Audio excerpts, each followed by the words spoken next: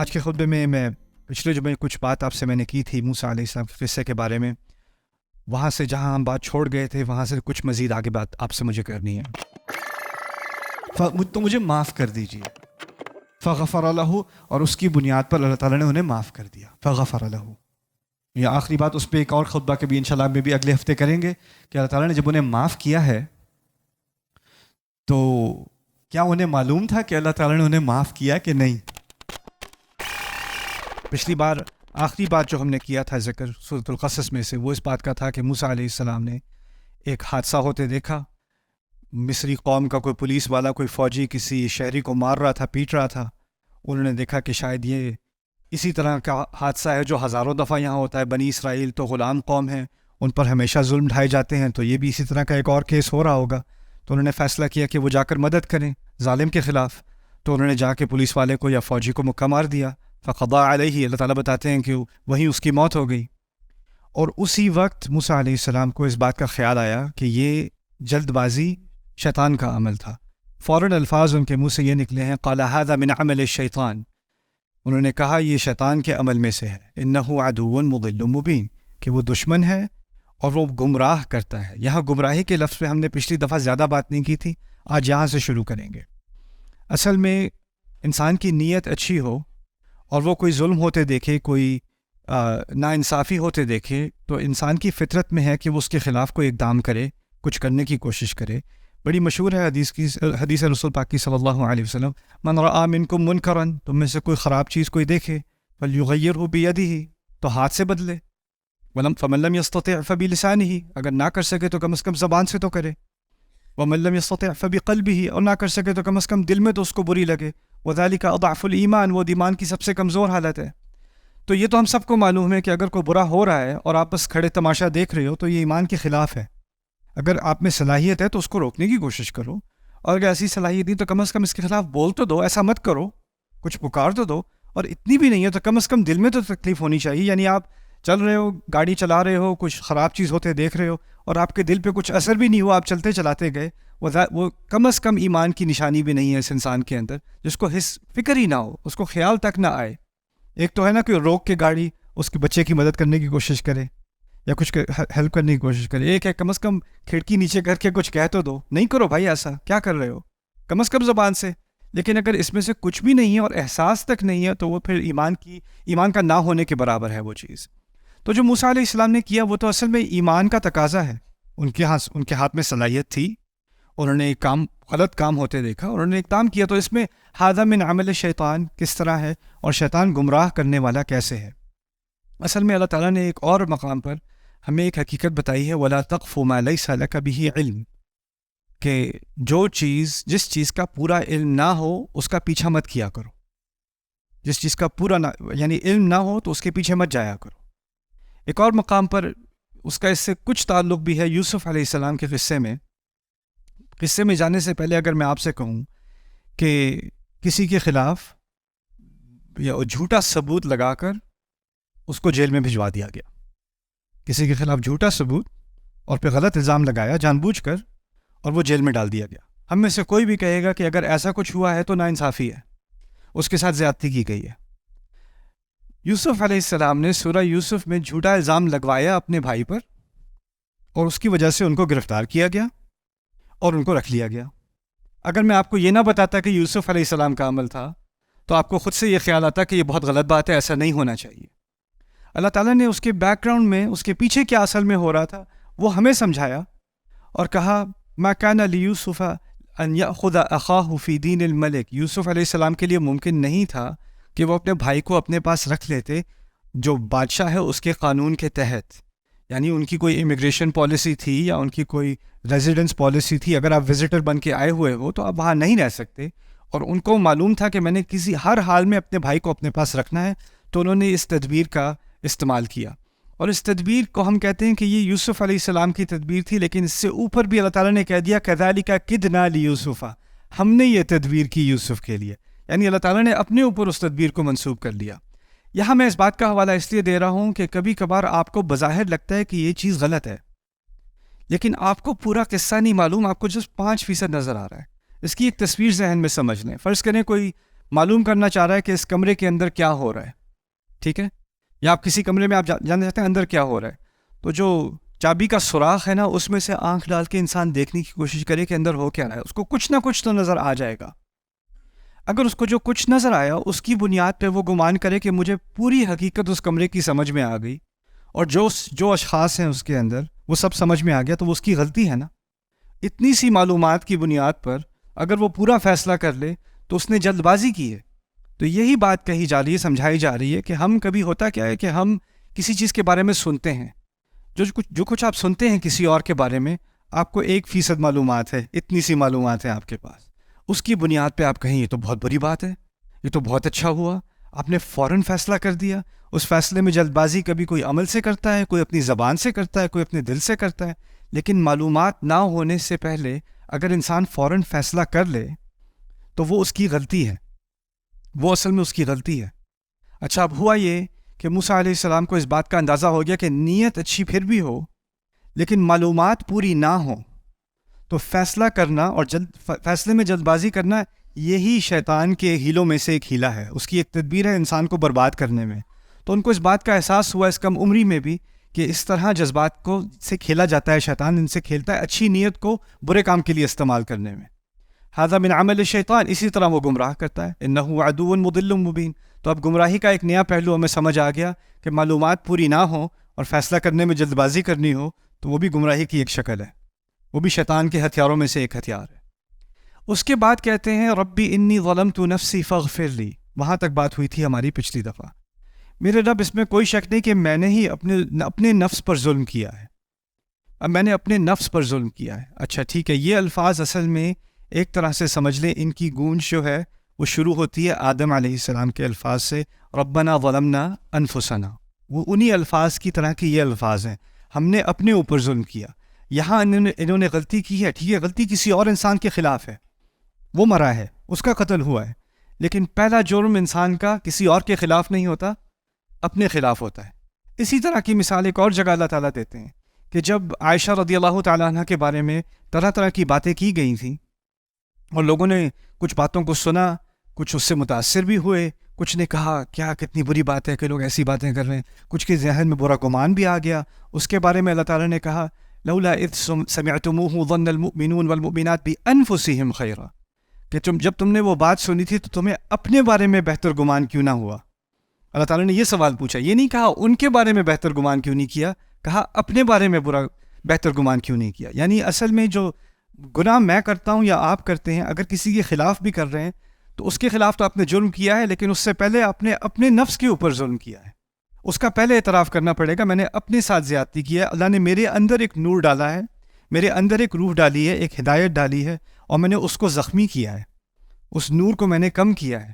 تو ربی انی ظلمت نفسی، میں نے تو اپنے اوپر ظلم کیا، میں نے اپنے اوپر زیادتی کی، فاغفر لی، تو مجھے معاف کر دیجئے۔ اب یہاں پر سوچنے کی بات یہ ہے کہ موسیٰ علیہ السلام، اس وقت میں یاد دہانی کے لیے آپ کو بتا رہا ہوں کہ ان کو جو نبوت اور رسالت کا جو منصب ان کو ملا تھا، وہ مصر سے جانے کے بعد، شادی ہونے کے بعد، بچے ان کے ہو چکے تھے، ان کو جا کے وہ آگ نظر آئی ہے پہاڑی کے اوپر جو صرف انہی کو نظر آئی ہے، وہاں جاتے ہیں تو اللہ تعالیٰ ان سے ہم کلام ہوتے ہیں، اس عمر میں جا کے وہ رسول بنے ہیں جب اللہ تعالیٰ نے انہیں چنا ہے۔ وَأَنَا اخْتَرْتُكَ فَاسْتَمِعْ لِمَا يُوحَىٰ إِنَّنِي أَنَا اللَّهُ، وہ کلام جو سورۃ طٰہٰ میں بھی ہے، قصص میں بھی ہے اور مقامات پر بھی ہے۔ لیکن ابھی یہ نوجوان انسان آدمی ہیں، ابھی یہ رسول نہیں بنے، نہ یہ ابھی نہیں نبی ہیں۔ اس کا مطلب کیا ہے کہ ان پر ابھی وحی نہیں آ رہی، ان کا یہ قصہ نبوت سے پہلے کا قصہ ہے۔ اس بات کو یاد رکھنا بہت اہم ہے اس واقعے کو سمجھنے کے لیے۔ انہوں نے جب معافی مانگی ہے اپنی غلطی کی، تو وہ ایسے ہی ہے جیسے کوئی بھی مسلمان جو نبی نہ ہو، کوئی بھی مسلمان معافی مانگتا ہے اپنی غلطی کی۔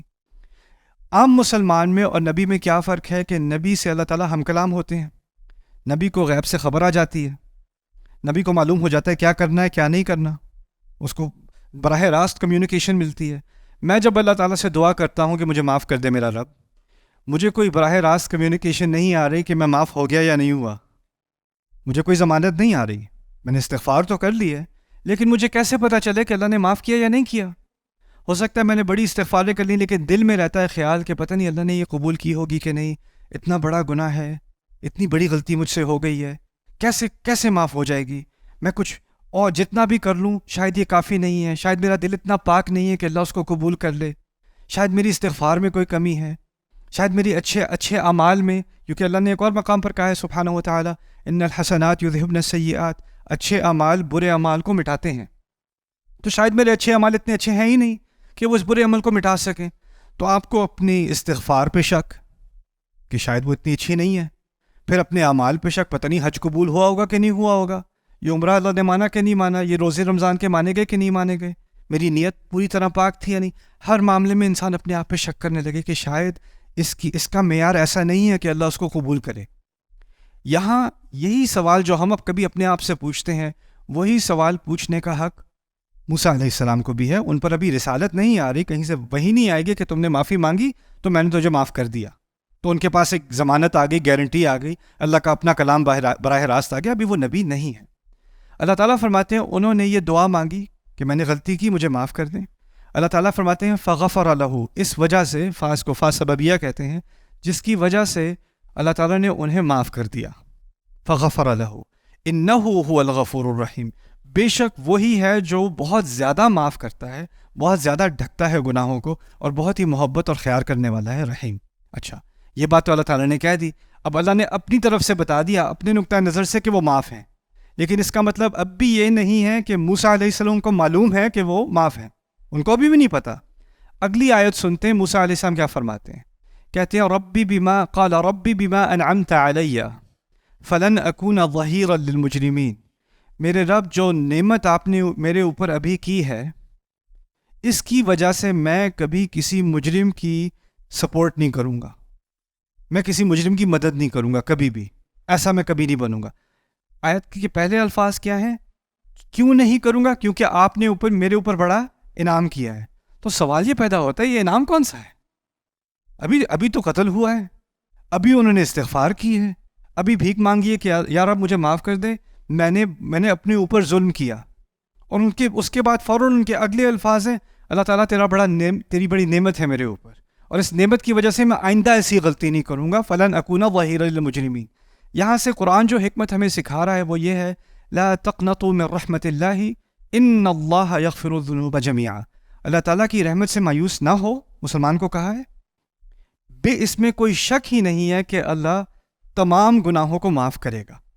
اب یہاں جو چیز میں نے سیکھی وہ کیا ہے اور آپ نے سیکھی وہ کیا ہے کہ جب انسان صاف دل سے، خلوص سے، اس کو ندامت ہے، اس کو شرمندگی ہے اپنی غلطی پر، اور اس نے اللہ تعالیٰ کے سامنے اعتراف کیا اپنی غلطی کا اور توبہ کی ہے اور معافی مانگی ہے، تو اللہ اپنی طرف سے ضمانت دے رہے ہیں، گارنٹی دے رہے ہیں کہ اللہ نے، اس میں کوئی شک ہونا ہی نہیں چاہیے کہ اللہ تعالیٰ نے معاف کر دیا، بلکہ یہ استغفار کرنا یہ اللہ تعالیٰ کی طرف سے ایک بہت بڑی دی ہوئی نعمت ہے. بہت سارے لوگ ایسے ہوتے ہیں، غلطی کرتے ہیں اور پھر بہانے بناتے ہیں، دیکھو میری غلطی نہیں تھی، میرے اوپر پریشر بہت تھا، میری غلطی نہیں تھی، دیکھو سوسائٹی ایسی ہو گئی ہے، میری غلطی نہیں تھی، حکومت نے یہ کیا تھا، میری غلطی نہیں تھی، میری فیملی خراب ہے، میرے پیرنٹس ایسے ہیں، میرا بھائی ایسا ہے، میرا وہ ایسا ہے، وہ ایسا ہے، سب کی غلطی ہے، میری نہیں ہے. لیکن اگر انسان میں اتنی صلاحیت ہو کہ غلطی کرنے کے بعد اس میں اتنی عقل ہو کہ سارے بہانے ڈھونڈے بغیر، اس وقت دیکھیں موسیٰ علیہ السلام کی صورتحال دیکھیں، وہ بہت سارے بہانے بنا سکتے ہیں. وہ یہ کہہ سکتے ہیں یہ تو ہر روز اس طرح کرتے ہیں، تو مجھے کیسے پتا ہوتا کہ آج یہ ظالم ہے اور یہ مظلوم ہے؟ آج سے لاکھ دفعہ پہلے یہ سارے فوجی یہ ظالم ہوتے ہیں اور بنی اسرائیل والے مظلوم ہوتے ہیں، تو مجھے کیسے پتا ہونا تھا کہ ایک دن یہ مظلوم ہے اور دوسرا ظالم ہے؟ میں کیسے معلوم کر سکتا تھا؟ مجھے تو اس بات کا علم نہیں ہو سکتا تھا. تو وہ بہانہ بنائے بغیر انہوں نے بس اپنی غلطی کا اعتراف کیا ہے، اور یہ اللہ تعالیٰ کی طرف سے دیا ہوا بہت بڑا تحفہ ہے انسان کو کہ وہ بہانوں کو سب کو چھوڑ کے، ان کو اگنور کر کے اپنی غلطی کا اللہ تعالیٰ کے سامنے اعتراف کر لے اور کہہ دے یا رب میں نے اپنے اوپر ظلم کیا، مجھے معاف کر دے. اور جس کو یہ نعمت مل جائے کہ وہ بہانوں کے پیچھے نہ بھاگے، بل الانسان علی نفسہ بصیرہ ولو القى معاذیرہ، سورۃ القیامہ میں اللہ تعالیٰ فرماتے ہیں کہ انسان کو اپنے اوپر بہت پوری نظر ہے. میں جو اپنے آپ کو دیکھتا ہوں نا، کوئی اور نہیں دیکھ سکتا. جیسے آپ اپنے آپ کو دیکھ سکتے ہو، کسی اور کو نظر نہیں آ رہے. آپ کے قریبی ترین لوگ بھی آپ کو اس طرح نہیں دیکھ سکتے جیسے آپ اپنے آپ کو دیکھ سکتے ہو. اور پھر بھی اللہ تعالیٰ بولا وہ القى معاذیرہ، حالانکہ وہ جتنی بھی بہانے بناتا رہے، بہانے پھینکتا رہے، ہوتا یہ ہے کہ آپ کو آئینے میں آپ نظر آ رہے ہو لیکن وہ آئینے میں بھی آپ جھوٹ بولنا شروع کر دیتے ہو. تو یہ چیز اللہ تعالیٰ کی طرف سے بہت بڑی نعمت ہے. اور یہاں اللہ تعالیٰ کی ایک بہت بڑی نعمت اور یہ بھی ہے کہ جس کو اللہ نے خلوص سے استغفار کرنے کی توفیق دی اس کو یہ تحفہ بھی دے دیا کہ تیری استغفار قبول ہے. اس میں شک کرنے کی ضرورت اب نہیں ہے. اس میں بار بار پیچھے جا کر سوچنا پتہ نہیں معاف کیا ہوگا کہ نہیں, پتہ نہیں وہ استغفار صحیح تھی یا نہیں, پتہ نہیں اللہ کے ہاں معاف ہوگا کہ نہیں, یہ شک چھوڑ دو. اسی لیے یہاں انا کا لفظ استعمال ہوا ہے. علماء تفسیر میں بہت ساروں کی رائے یہ ہے, کبھی کبھی اللہ کہتے ہیں واللہ غفور الرحیم, اللہ معاف کرنے والا ہے, اور اللہ وا کے معنی ہے اور اللہ معاف کرنے والا ہے, وہ حالیہ جملہ ہو جاتا ہے یا استئناف ہو جاتا ہے. لیکن جب اللہ تعالیٰ کہتے ہیں نا ان اللہ غفور الرحیم, انا کا اضافہ کیا جاتا ہے کچھ آیات میں. ان آیات میں فرق یہ ہوتا ہے کہ یہاں ضمانت دی جا رہی ہے ان مقامات پر کہ اس میں شک کرنے کی کوئی گنجائش ہے ہی نہیں کہ اللہ معاف کرے گا. تو یہاں پر ایک شک کی گنجائش ہی نہیں ہے. آپ کو یہ انگزائٹی, یہ پریشانی اپنے اوپر لینے کی کوئی ضرورت ہی نہیں ہے. پتہ نہیں معاف ہوا کہ نہیں ہوا. اس بوجھ کو اللہ تعالیٰ نے ہلکا کیا ہے ہمارے لیے. انہ هو الغفور الرحیم. اچھا اب انہوں نے معافی مانگ لی, ٹھیک ہے, استغفار کر لی, یہ بوجھ ان پر سے ہٹ گیا اور وعدہ بھی کر لیا آئندہ میں ایسی غلطی نہیں, جلد بازی اب نہیں کروں گا. لنکون ظہیرا للمجرمین. اس بات سے اشارہ اس بات کی طرف بھی مل گیا کہ وہ جو فوجی تھا جو دوسرے کی پٹائی کر رہا تھا, وہ پٹائی جس کی ہو رہی تھی وہ چور تھا یا کوئی مجرم تھا کسی قسم کا. اچھا موسیٰ اب قتل تو ہو گیا فوجی کا, اور وہ دوپہر کا ٹائم تھا, اس وقت سارے قیلولہ کے لیے سارے سو رہے تھے دوپہر میں, تو کسی نے دیکھا نہیں یہ سارا کرائم, کسی نے یہ جرم نہیں دیکھا. بس اس کا ایک گواہ رہ گیا ہے, وہ جو مجرم تھا وہ, اس کے علاوہ اس کا کوئی گواہ نہیں ہے. تو آگے وہ بھاگ گئے. موسیٰ علیہ السلام گھبرا گئے, نوجوان آدمی تھے, ان کو یہ بھی پتا تھا کہ جو مصر کی پولیس ہے اور جو ان کے فوجی ہیں وہ ان سے شدید نفرت کرتے ہیں. اصل میں مصر میں ایک محبت کرنے والا مصری ان سے وہ تھا فرعون. اس کے دل میں اللہ تعالیٰ نے محبت ڈال دی تھی موسیٰ علیہ السلام کے لیے. وہ اللہ تعالیٰ نے اس کے بارے میں کہا ہے وَأَلْقَيْتُ عَلَيْكَ مَحَبَّةً مِّنِّي, میں نے تیرے اوپر ایک خاص محبت ڈالی ہے جو مجھ میں سے آتی ہے. وہی فرعون جو لاکھوں بچوں کا قتل کرنے کو تیار تھا, اس نے موسیٰ علیہ السلام کو جانتے ہوئے کہ یہ بنی اسرائیل سے ہیں مار نہ سکا. یہاں تک کہ نہ مارنے کے اس سے زیادہ تر یہ بھی کہا جا سکتا ہے کہ اس کو غلام بنا لینا چاہیے تھا. چلو ماریں گے نہیں, یہاں بچے کو غلام بنا دو, یہاں پہ نہیں, اس کو اپنے بیٹے کی طرح. الم نربک فینا ولیدا, بہت محبت ڈال دی فرعون کے دل میں موسیٰ علیہ السلام کے لیے. لیکن اس کا مطلب یہ نہیں کہ پوری مصری قوم ان سے محبت کر رہی ہے, بلکہ ان کی نفرت میں اور بھی اضافہ ہو گیا ہوگا. ہم سارے مصری اور ہم دوسرے درجے کے, یہ غلام کو پہلے درجے کا رویہ مل رہا ہے, اس کو شہزادے کی طرح ٹریٹ کیا جا رہا ہے. تو ان کے دل میں نفرت تھی. اسی لیے اگر یہ اپنے آپ کو پولیس کے حوالے کرتے, جرم تو ہو گیا ہے, پولیس کے حوالے کرتے, تو ہوتا ہے کبھی کبھی, یہاں تو نہیں ہوتا, مسلمان ملکوں میں نہیں ہوتا, یہ پرانے زمانے کی کرپشن ہے. ہوتا یہ ہے کہ پولیس کے پاس جاؤ اور پولیس والے کچہری پہنچنے سے پہلے ہی مار دیں گے اور کہیں گے ایکسیڈنٹ ہو گیا تھا, یا یہ گاڑی سے گر گیا تھا, یا یہ گولی جا رہی تھی اس کے رستے میں ہی کھڑا ہو گیا. تو ان کو پتا تھا پولیس والے کیا کریں گے, مار دیں گے انہیں, اور ان کا گمان یہ صحیح تھا, اس لیے وہ چھپ گئے. اس بات کی گارنٹی, اس بات کی دلیل بعد میں بھی آنے والی ہے. ان کا ایک دوست تھا مصری جو فوج میں تھا اور ان کے جنرلوں میں سے تھا, لیکن وہ خفیہ طور پر مسلمان ہو چکا تھا. اور جب ان کی آپس میں پرائیویٹ میٹنگ ہوتی تھی پولیس والوں کی, تو اس میٹنگ میں ان کا وہ دوست بھی تھا. بعد میں جا کے وہ بھاگ کے آ کے ان کو بتائے گا ان الملأ یأتمرون بک لیقتلوک. کسی صورت میں دیکھو, وہ جو سارے پولیس چیف ہیں نا, انہوں نے اپنی الگ سے میٹنگ کر لی ہے, انہوں نے فیصلہ کر لیا ہے کہ وہ تجھے قتل کر دیں گے, قتل کریں گے. فرعون کو غصہ آئے گا, کہیں گے نہیں جی وہ تو بلڈنگ سے گر گئے تھے, وہ پھسل کے گر گئے تھے, ایکسیڈنٹ تھا. اگر وہ فرعون کے پاس کورٹ میں لے کے گئے تو فرعون نے تو معاف کر دینا ہے, اس کو تو محبت ہے, وہاں تک نوبت نہیں آنے دینی ان لوگوں نے, انہوں نے آپ کو مار دینا ہے. لیکن اس سے پہلے اب یہ چھپے ہوئے پھر رہے ہیں, ابھی دوست آیا بھی نہیں ہے, چھپے ہوئے شہر میں پھر رہے ہیں. فَأَصْبَحَ فِي الْمَدِينَةِ خَائِفًا يَتَرَقَّبُ, دن کے وقت وہ خوف سے ایک ایک قدم دیکھ کر کوئی مجھے دیکھ نہ لے, کوئی پہچان نہ لے, وہ اب شہر میں گزر رہے ہیں.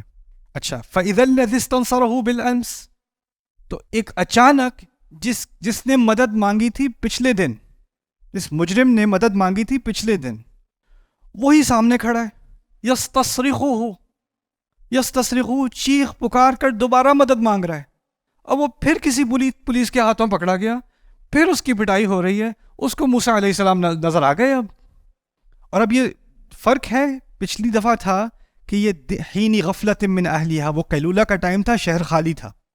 یہ دوسری آیت جو آ رہی ہے نا، اس میں اصبح کا لفظ استعمال ہوا ہے، صبح کے وقت کا استعمال ہوا ہے. صبح کے وقت شہر بزی ہوتا ہے، سارے کام کرنے والے، شہر میں سارے یا افراتفری پھیلی ہوئی ہے، سارے لوگ کام کر رہے ہیں، کوئی پرائیویسی اب نہیں ہے. لیکن وہ مارا جا رہا ہے وہاں پر، اور اس نے ان کو بلایا، موسیٰ آپ نے جو کل مدد کی تھی اپنے مسلمان بھائی کی، ایک دفعہ اور امت کی حمایت میں کھڑے ہو جائیں دوبارہ اس کافر کے خلاف. آئیے ایک اور کافر ہے آپ کے لیے، اس کو بھی اپنا مبارک مکہ ماریں آپ. یستصرخہ، چیخ پکار کر ان کو بلانے لگا. موسیٰ علیہ السلام نے اس دفعہ دیکھا تو دیکھا یہ تھا، اس دلدل میں دوبارہ اب میں تو نہیں پھنسنے والا. تو کیا جواب دیتے ہیں وہ؟ کہتے ہیں قال لہ موسیٰ انک لغوی مبین، تم تو بہت ہی گمراہ قسم کے آدمی ہو. اب انہوں نے آگے نہیں پڑھنا، اب دوبارہ وہ غلطی، ابھی اللہ سے وعدہ کیا ہے، کیا وعدہ کیا ہے؟ آئندہ میں کبھی غلط کرنے والے کی حمایت نہیں کروں گا. اگلی آیت میں آتا ہے فلما، اس آیت پہ اختتام کریں گے اس خطبے کا. فلما بالآخر، اصل میں جو بعد میں بات ہو اذ اور حینا، لما میں تراخی ہوتی ہے، اور تراخی کے بعد ان کا لفظ آیا. فلما ان ارادہ، اس ان کو بھی زائدہ کہا جاتا ہے، عام طور پہ کہتے ہیں فلما ارادہ، لیکن یہاں ہے فلما ان ارادہ لزیادت التراخی، یعنی بہت عرصے کے بعد موسیٰ علیہ السلام سوچ رہے میں کیا کروں، اس کی وہاں پٹائی ہو رہی ہے اور وہ مارا جا رہا ہے، اس کو اتنا مارا جا رہا ہے کہ وہ تقریباً مرنے کو آ گیا ہے. تو اب موسیٰ علیہ السلام کے دل میں ایک اور خیال، کل میں نے جلدی میں اقدام کر لیا تھا تو غلطی ہو گئی، آج اگر میں کچھ اقدام نہ کروں تو میرے سامنے قتل ہو جائے گا. چور تو وہ ہے لیکن موت کا تو مستحق نہیں ہے. تو وہ ایک دوسرا ایکسٹریم ہو گیا نا. ایک ایکسٹریم ہوتا کیا ہے کہ اگر انسان سے ایک غلطی ہو جائے تو کہ میں اس غلطی کے کبھی قریب بھی نہیں آؤں گا، اور وہ میں اتنا دور ہو جاؤں گا اس سے کہ میں دوسری طرح کی غلطی شروع کر دوں گا. وہ جو دوسرے ایکسٹریم پر ہے تو کوئی کھڑا تماشا دیکھتا رہے اور کچھ نہ کرے، وہ بھی غلط ہے. تو موسیٰ علیہ السلام کو اللہ تعالیٰ نے یہ حکمت دی کہ اب مجھے مکہ نہیں مارنا، لیکن کیونکہ وہ جسمانی طاقت میں ان میں تھی تو اللہ تعالیٰ فرماتے ہیں فلما ان اراد ان یبطش بالذی هو عدو لہما، جب موسیٰ علیہ السلام نے بالآخر فیصلہ کیا سوچ سمجھ کر کہ وہ اس کو پکڑ لیں گے، جکڑ لیں گے جو ان دونوں کا دشمن تھا. یعنی اب فوجی کو مارنا نہیں، اس کو صرف روکنا ہے، اس کو نقصان پہنچائے بغیر. اگر میں نے کسی فتنے میں اپنا ہاتھ ڈالنا ہے، یا تو یہ ہے کہ میں کسی ایک کی جلد بازی میں حمایت کر دوں اور دوسرے کو مکہ مار دوں، دوسرا یہ ہے کہ میں کچھ بھی نہ کروں، ایک دوسرے کو مارنے دو، میرا کیا مسئلہ ہے، چھوڑو، اب میں نے اپنا سبق سیکھ لیا، میں انوالو نہیں ہوتا. لیکن اگر میرے پاس صلاحیت ہے کہ میں سیز فائر کرا دوں، میں مارنے والے کو روک دوں، اس کو نقصان پہنچائے بغیر میں روک دوں، تو کم از کم یہ فتنہ آگے نہ پھیلے، تو مجھے انوالو ہونا چاہیے. فلما اراد ان یبطش بالذی هو عدو لہما. اچھا وہ آئے آخر کار، سوچ سمجھ کر وہ بڑھ رہے ہیں، وہ لیٹا ہوا ہے مجرم زمین پہ، اس کو منہ پہ مکے پڑھ رہے ہوں گے. اس نے سائڈ سے دیکھا موسیٰ علیہ السلام آ رہے ہیں. جب اس نے دیکھا موسیٰ علیہ السلام آ رہے ہیں تو اس کو غلط فہمی ہوئی. اس نے سوچا پتہ نہیں کل کی وجہ سے غصہ ہوگا انہیں، تو یہ اس کے ساتھ مل کے یہ بھی مارنا شروع کر دیں گے. تو یہ فوجی کے تو میں 20-30 مکے کھا لوں، ان کے مکے کا وہ ایک بھی لگ گیا تو کام ہو جانا ہے. تو اب اس کو لگا کہ یہ تو ایمرجنسی ہے بھائی، جان بچانی ہے، اب میں کیسے جان بچاؤں؟ موسیٰ آ رہے تھے اس کو بچانے علیہ السلام، وہ سمجھ رہے اس کو مارنے آ رہے ہیں. اس کو غلط فہمی ہو گئی. اس نے کیا کیا؟ فوراً آواز پکارتا ہے اونچی آواز میں، یا موسیٰ اتريد ان تقتلنی، کیا تو مجھے قتل کرنا چاہتا ہے؟ کما قتلت نفسا بالامس، جیسے کہ تو نے کل قتل کیا تھا. سب کے صبح میں ہے، سارا رش ہے، سب لوگ آئے ہوئے ہیں، اور اس نے سب کے سامنے ان کے جرم کو ایکسپوز کر دیا. یہاں پہ ایک بڑی حکمت سکھائی ہے قرآن نے. کچھ لوگ ہوتے ہیں جن کی آپ بڑی اچھی نیت سے مدد کرتے ہو اور وہ آپ کو پھسلا کر اپنے جرم میں پھنسا لیتے ہیں، اور جب وہ آپ کو اپنے جرم میں پھنسا لیں، اب ان کے پاس یہ معلومات آپ کے خلاف ایک اختیار ہے، اور جب موقع ملے گا اپنی جان بچانے کا تو وہ آپ کو بڑی سہولت سے ذبح کرنے کو تیار ہو جائیں گے. تو فوراً سب کے سامنے کما قتلت نفسا بالامس ان تريد الا ان تكون جبارا في الارض وما تريد ان تكون من المصلحين. آپ تو بس یہاں اپنی زبردستی کرانے آئے ہیں، ہاں؟ آپ کو اصلاح کرنے نہیں آیا یہاں پہ. سارا فوکس اس کے. اب جو پولیس والا تھا جو چور کو پکڑ کے اس کو مار رہا ہے، اس کو بھی پتا ہے کہ اس کا فیلو پولیس آفیسر کل مارا گیا تھا اور اب اس کو اس کا قاتل مل گیا. تو یہ کیس تو چھوٹا ہے نا اس کے مقابلے میں. تو سارا زور اب آئے گا کس کی طرف؟ موسیٰ علیہ السلام کی طرف. اور اسی بات کا علم تھا اس مجرم کو. یہاں جو بات اللہ تعالیٰ نے ہمیں سمجھائی اس میں بہت ساری حکمتیں ہیں، لیکن اس میں کم از کم ایک حکمت یہ ہے کہ ہمیں بھولا نہیں ہونا. کوئی رو رہا ہے، کوئی مدد مانگ رہا ہے، کوئی ٹھیک ہے ہو سکتا ہے واقعی اس کو مدد کی ضرورت ہو، لیکن جس طرح آپ پوری معلومات دیے بغیر کوئی اقدام نہیں کر سکتے، اسی طرح پوری معلومات سمجھے بغیر اور ساری سچویشن کو سمجھے بغیر آپ کسی کے باتوں میں نہیں آ سکتے. آپ باتوں میں نہیں آ سکتے، آپ کو بہت نقصان ہو جائے گا اس کا. تو قرآن نے ہمیں اچھائی کا تو حکم دیا ہے، اور قرآن نے ہمیں اور ہمارے دین نے ہمیں دوسرے کے بارے میں حسن ظن کرنے کا حکم تو دیا ہے، لیکن تجربے سے سیکھنے کا بھی حکم دیا ہے. جس کا تجربہ ہو چکا ہو اس کو بھولا نہیں ہونا. پھر نہیں آپ کو نیت پہ شک نہیں کرنا چاہیے، نیت پہ شک نہیں کر رہا، میں اپنے عقل پر اعتماد کر رہا ہوں اور اپنے تجربے پر اللہ تعالیٰ نے جو تجربہ سکھا دیا ہے اس پر اعتماد کر رہا ہوں. تو اللہ تعالیٰ میں اس قرآن میں جو قصے ہیں، اس میں جو حکمتیں ہیں، ان کو اپنی زندگی میں لانے کی توفیق دے. اور ہمیں خاص کر جو میں پہلی بات کر رہا تھا درمیان میں جو بات کی اس خطبے میں نے آپ سے کیونکہ یہاں پاکستان میں بہت نوٹ کی ہے، لوگ بہت کہتے ہیں کہ میں نے استغفار کیا لیکن پتہ نہیں اللہ مانگے گا معاف کرے گا کہ نہیں. کیسے پتہ چلے کہ اللہ نے معاف کر دیا؟ اس کی کوئی علامت ہے کہ اللہ تعالیٰ نے؟ اس کی کوئی خفیہ علامت نہیں ہے. کوئی خواب میں نہیں آئے گا آپ کو، کوئی طوطا نظر نہیں آنے والا آپ کو، نہ کوئی بارش ہوگی ایک دن تو پتہ چل جائے گا کہ آپ معاف ہو گئے، یا جس صبح آپ کو اٹھیں گے اور پھر آپ کو خاص قسم کے بادل نظر آئیں گے. ایسی کوئی علامت نہیں آنے والی آپ کے لیے، ایسا کچھ نہیں ہونے والا.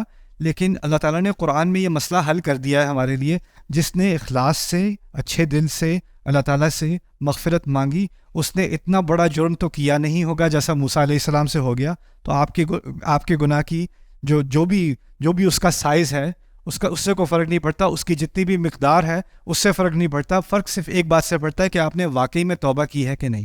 اگر واقعی میں توبہ کی ہے تو تسلی کر لیں کہ اللہ تعالیٰ نے معاف کر دیا، اور اب آگے کی سوچیں کہ آگے اچھا کیا کرنا ہے. اس کے بارے میں بار بار سوچنے کے بجائے روز اسی غلطی کا خیال. یہ آخری بات یاد رکھ لینا، انسان معاف نہیں کرتا، اللہ معاف کر دیتا ہے. انسان آپ کی غلطی کو آپ کو بار بار یاد دلاتا ہے. مجھے پتہ ہے تم نے کیا کیا تھا، یاد ہے تم نے کیا کیا تھا، یاد ہے تم نے کیا کہا تھا، یاد ہے. وہ روز ذکر کراتا ہے آپ کو، یہاں تک کہ انسان کو یہ احساس ہوتا ہے کہ میں تو انسان ہی نہیں ہوں، میں بس اسی غلطی کا ایک انبار کھڑا ہوا ہوں، میرے وجود میں اس غلطی کے علاوہ کچھ ہے ہی نہیں، کیونکہ اس دوسرے انسان کو میری غلطی کے علاوہ کچھ نظر ہی نہیں آتا. میرا رب غلطی کو نہیں دیکھتا، دل کو دیکھتا ہے، اور دل کو دیکھنے کی صلاحیت دوسرے انسان کو نہیں دی. لیکن لوگ کبھی جرت کر کے ایسی باتیں بھی کر دیتے ہیں نا کہ اللہ تمہیں کبھی معاف نہیں کرے گا، یا میں اللہ سے کہوں گا تمہیں کبھی معاف نہ کرے، یا میں قیامت کے دن اللہ سے تمہاری شکایت کروں گا، دیکھنا تم جتنی بھی معافیاں مانگنا کافی نہیں ہے. لوگ اپنی طرف سے یہ لائنیں مارتے رہیں، ان کے الفاظ کی حیثیت اتنی ہے، اللہ کا کلام اونچا ہے. جب اللہ نے ضمانت دے دی تو آپ کو لوگوں کے الفاظ کی وجہ سے اپنے دل پہ باتیں نہیں لینی چاہیے. اسی لیے کہا اللہ تعالیٰ نے وَكَلِمَةُ اللَّهِ هِيَ الْعُلْيَا، اللہ کا کلام سب سے اونچا ہے. جب اللہ نے کوئی بات کہہ دی تو اس کی ٹکر میں کسی کے کامنٹ یا کسی کا تانا یا کسی کا الزام یا کسی کی طرف سے وہ بڑی ضمانت دے کے کہہ رہے ہیں اللہ آپ سے پوچھے گا. آپ کو کس نے کہا اللہ آپ سے پوچھے گا؟ آپ کو کہاں سے یہ علم ملا؟ یہ تو وَمَا كَانَ اللَّهُ لِيُطْلِعَكُمْ عَلَى الْغَيْبِ، اللہ تمہیں کوئی غیب کی خبر دینے والا نہیں ہے. اللہ نے تمہیں اور مجھے کوئی خبر نہیں بتائی کہ کس کا کیا حساب ہونا ہے قیامت کے دن اور کون بولے گا. کیسے کہہ سکتے ہو کہ قیامت کے دن میں یہ اللہ سے یہ کہوں گا یا یہ کہوں گی؟ جس دن اللہ تعالیٰ کہہ رہے ہیں لا يتکلمون الا من اذن له الرحمن، جس دن کوئی بولے گا ہی نہیں سوائے کہ اللہ الرحمن اجازت دے دے. ہمیں کسی کو ضرورت ہوتی کہتے نہیں، ویسے تو انسانیت نہیں بولے گی، لیکن پھر میں اللہ تعالیٰ کے سامنے ہاتھ اٹھا کے کہوں گا یا اللہ ایک سیکنڈ اس کے بارے میں مجھے ایک بات بتانی تھی آپ کو، وہ پہلے سن لیں پھر قیامت کا یوم قیامت شروع کرتے ہیں. یہ کیا نان سینس ہے، یہ کیا مذاق ہے اللہ کے کلام کے ساتھ. تو ہمیں اللہ تعالیٰ کے کلام کو سنجیدگی سے لینا چاہیے، اور اس میں جو دھمکی ہے اس کو سیریس لینا چاہیے، اور اس میں جو تسلی ہے اس کو بھی دل تک لے لینا چاہیے. بارک اللہ لی ولکم فی القرآن الحکیم ونفعنی وإیاکم بالآیات والذکر الحکیم. I hope you guys enjoyed that video clip. My team and I have been working tirelessly to try to create as many resources for Muslims to give them first steps in understanding the Quran all the way to the point where they can have a deep, profound understanding of the Quran. We are students of the Quran ourselves, and we want you to be students of the Quran alongside us. Join us for this journey on BayyinaTV.com, where thousands of hours of work have already been put in. And don't be intimidated, it's step by step by step, so you can make learning the Quran a part of your lifestyle. There's lots of stuff available on YouTube, but it's all over the place. If you want an organized approach to studying the Quran beginning to end for yourself, your kids, your family, and even among peers, that would be the way to go. Sign up for BayyinaTV.com.